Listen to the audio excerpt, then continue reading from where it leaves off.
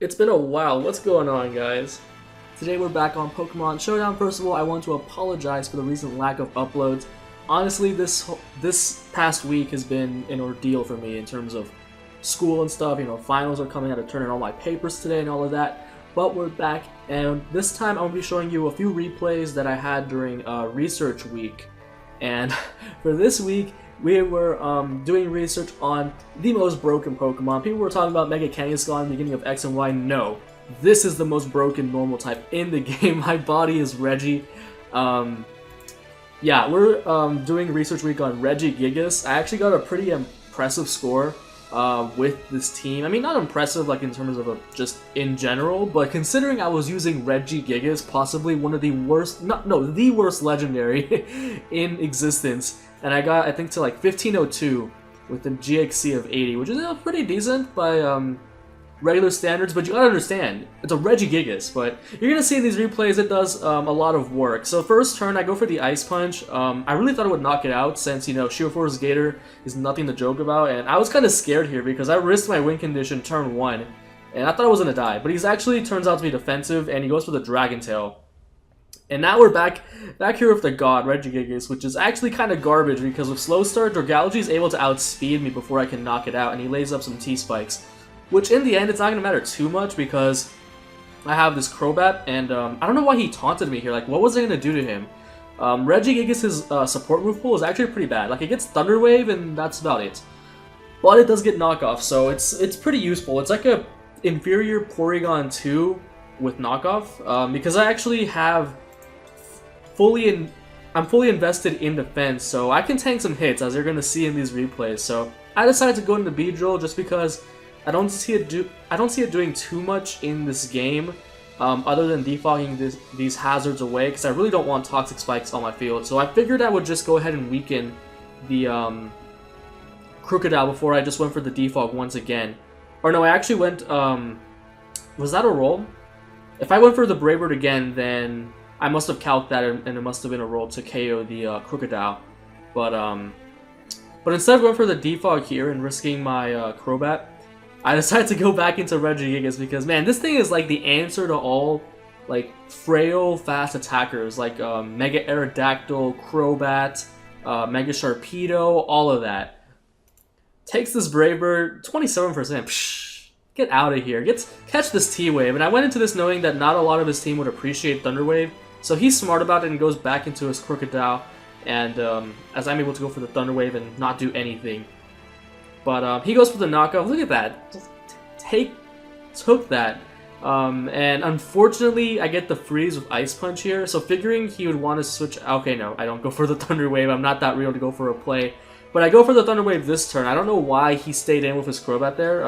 I guess he really needed this thing for my Florges. I guess not really. He has Entei, and Gator also breaks it. But able to go for the Ice Punch once again. Oh yeah, as you can see, my Slow Start actually wore off. Not that it's going to matter because I'm at -2, but this guy wants to pick me off of Extreme Speed. Nope. Choice Banded Extreme Speed, 22%. Actually, I don't know if that was Choice Banded because I went for the T-Wave here as he goes for the... Yeah, it was Choice Banded, 22%. Eating it up. And unfortunately, he gets paralyzed again as I'm just able to go for... Look at that, -2. This is what happens when you let Slow Start wear off, and this will come into play in the next battle. But unfortunately, Regigigas is going to have to go down to the Sacred Fire, but I paralyzed 2 of his most important Pokemon for my Florges, and I did a lot of crucial damage. And here, I don't actually know why I went into Crobat here. Like, when I'm going into these ladder games at the lower ladder, I'm just kind of on autopilot. I was in a defog here, since I really couldn't defog on anything else. But he does not stay paralyzed, and now I just go into my Krookodile, figuring that getting Stealth Rocks up would be pretty crucial for taking down Gator, since it's really bulky and can knock out my Ampharos with 1 hit with Ice Punch, I believe. I just go for the Stealth Rock. I didn't really care if I got burned here because I would be able to KO the Entei anyway. But he actually goes into his Crobat. I figured I would just... did I already knock off its item? Oh, it's actually Sky Plate. Okay, that's what happened. And here I'm just going to stay in to weaken him before I go down to the burn, as he actually just goes for a U-turn.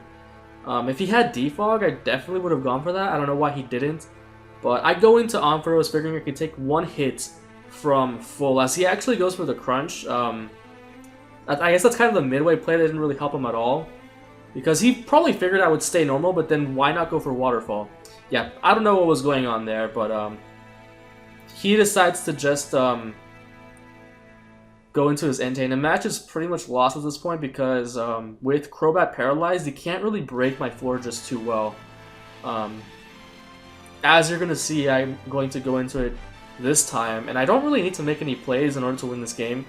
I was thinking about doubling into Feraligatr, but as you saw there, I could just take out the Sharpedo in one hit, and he forfeits. Oh, he actually wasn't that low. He was 1500, but whatever. You saw Regigigas doing the work, and he's gonna do it again in this replay. So this time I get a pretty good lead matchup. I really don't understand why he stayed into Earthquake here, as I went for the Moonblast. Because I figured he would go for the Stealth Rocks here, predicting me to protect to avoid the roll, but I don't, and I take him out with Moonblast, so now I can just come in with my Crobat anytime to defog away, and here we go! Regigigas. Okay, unfortunately he misses there, and I think that matters a little bit later, but he goes into his Blade as I go for the Ice Punch. And now here I go for the knockoff, because I figured getting the Eviolite out of the way would be really important for my Gator. I'm not scared of him Swords Dancing because I still have a full health Krookodile in the back, so even if he gets the +6, he's not going to be able to KO me as I go for the Intimidate and just, I could be real and Pursuit Trap him, but as you're going to see in a second here, that's really not going to be necessary because I T-Wave him. Look at that, +2 Sacred Sword, eating that up. As I just keep going for knockoff, I was planning to sack my, Regigigas here, since I hadn't really cared too much about the Salamence, because I think my Florges is max bold. Yeah, I think that's it. But so now see, this is what happens when you let Regigigas stay in for 5 turns. So as you see here, this is the Blade, 150 defense, no item, knockoff doing 32%, and unfortunately he gets paralyzed, and I'm just getting all the leftovers recovery, and I'm able to knock him out with the knockoff. And here he goes into a Salamence, and he makes the very poor mistake of going for DD, and I go for Ice Punch, gone. This is an uninvested Regigigas. Like, you don't let slow start wear off, please don't. And look at that, I took that hit. Choice Banded ended, and I was able to go for the knockoff. So now E-Speed is not going to be able to really revenge kill anything on my team effectively, as now I'm going to be able to go into my my Krookodile, and it's going to be able to finish off the game since it's faster than everything. And even Cresselia doesn't really take these knockoffs too well, and I don't even think I'm Dreadplate. I'm pretty sure I'm Earthplate. I was actually kind of scared that I wouldn't be able to 2-hit KO the Cresselia, but I am, and now his Toxicroak just comes in to die. So Krookodile doing a lot of work this game, and Regigigas, man, I don't know why he tried to set up there. I guess maybe he didn't notice that my slow start wore off, and he just got bopped by the Ice Punch. And finally, the last game I want to show off. So he leads off with Pidgeot, I lead off with Gator. I take the risk here. I decide to be a little bit more aggressive because I really want this Pidgeot gone turn 1. And with the Suicune on his team, Gator is not going to be doing too much anyway. Unfortunately, I knew he was going to Pursuit Trap me here, but I mean, it was kind of inevitable. I was going to die anyway. So here I take this opportunity to actually go for the Earthquake. I honestly thought this would do more because I'm Earthplate. But of course, Suicune is really fat, so it lives, and I'm forced to switch out here. I make the obvious switch into my Ampharos. I mean, it's really the only thing I could do. This is my Suicune counter. I thought the Nidoqueen play here was really obvious, and oh, I actually went for a Dragon Pulse. Okay. In another game, I went for Volt Switch there, and I didn't make the play. So here I go into my Crobat. I know I can live in Ice Beam because I'm a very bulky Crobat, and I just decided to take this opportunity to go for Defog and then take out his Hazard Bond. Honestly, I would have gone to Suicune here. I don't know why he didn't. Maybe he was afraid of giving me a free switch back into Ampharos. I go for the Roost, just trying to gauge how much damage this would do and maybe try and wear off some Life Orb, but I knew I wasn't going to win that exchange, so I just decided to go into my Florges and fire off a Moonblast since nothing really resists it.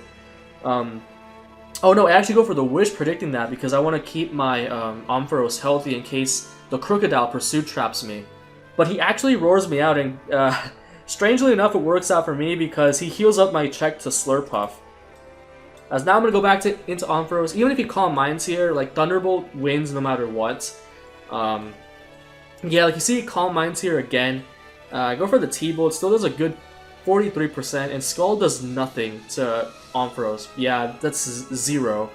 So there's really no way he wins this. I was actually debating going for Dragon Pulse this turn, predicting him to switch out, but I decided against that, and I just go for the Thunderbolt once again, in case he went for Rest or something. Suicune is dangerous. See, even with a Mega Ampharos on your team, it's dangerous. So now it's a standoff, Krookodile versus Krookodile. For some reason he goes, I guess he just decides to sack his Heliolisk. I decided to take this opportunity to go for the Stealth Rocks. I calc this and I knew, actually Grass Knot was a roll, but I decided to stay in anyway, just because I wasn't really fearing the Slurpuff because of my, my Crobat here. So I just go for the EQ and that goes down, and since I'm Earth Plate, I know I can bring this Slurpuff down to the point where it's not going to get near enough health to go for the Belly Drum. And, oh yeah, fearing the Unburden. I actually don't know why I saved my Krookodile there, but for some reason I switch out and I go into Regigigas, figuring I could take any hits. Oh yeah, I thought he'd go for Play Rough. I forgot this thing got Drain Punch this gen, but look at that. Nothing. 0. Nice 20%. So I don't hesitate to go for the T-Wave here, even though he does have Krookodile in the back, because he's going to be healing up to the point where he can Belly Drum, but I actually thought he would Belly Drum here, but I guess he didn't know about, like, yeah, Slow Start, like, the attack drop from Slow Start is not really the problem when you're trying to use it as a support. It's the speed drop. Like, Regigigas is not a slow Pokemon. It gets 100 base speed, and that would be pretty amazing for, like, a T-Wave knockoff supporter, but nope. It gets halved, so it's like, it's actually like base 40. Like you saw in the earlier match, Dragalge outsped me, and that's really irritating because even paralyzed, this Unburdened Slurpuff is going to be able to outspeed me. But it's not going to matter because I'm still going to be able to tank its hits easily. Look at that. I took like 5 Drain Punches so far, or 4. And I think this turn, no, not this turn, but he unfortunately gets paralyzed, and now my Slow Start's going to wear off, and the Krookodile is choice locked, so it has to go for Stone Edge if it wants some chance of winning, which, I mean, it's not really possible at this point. But, I actually thought I wouldn't win this one-on-one exchange. Look at that, -1 Ice Punch, not invested, 44% to a Krookodile. Krookodile is not a frail Pokemon. But unfortunately, he misses one, and I actually win the one-on-one exchange with the Krookodile. That's how bulky Regigigas is. And I believe that... Oh yeah, this takes me up into the 1400s, and eventually I get into the 1500s, but unfortunately I wasn't able to get any good games from there, or I forgot to save them. I believe in one, I was actually going to feature another game, but in the end I decided it was too long, and Regigigas didn't really do as much as it did in these 2 games. So if you enjoyed this video, go ahead and like and subscribe.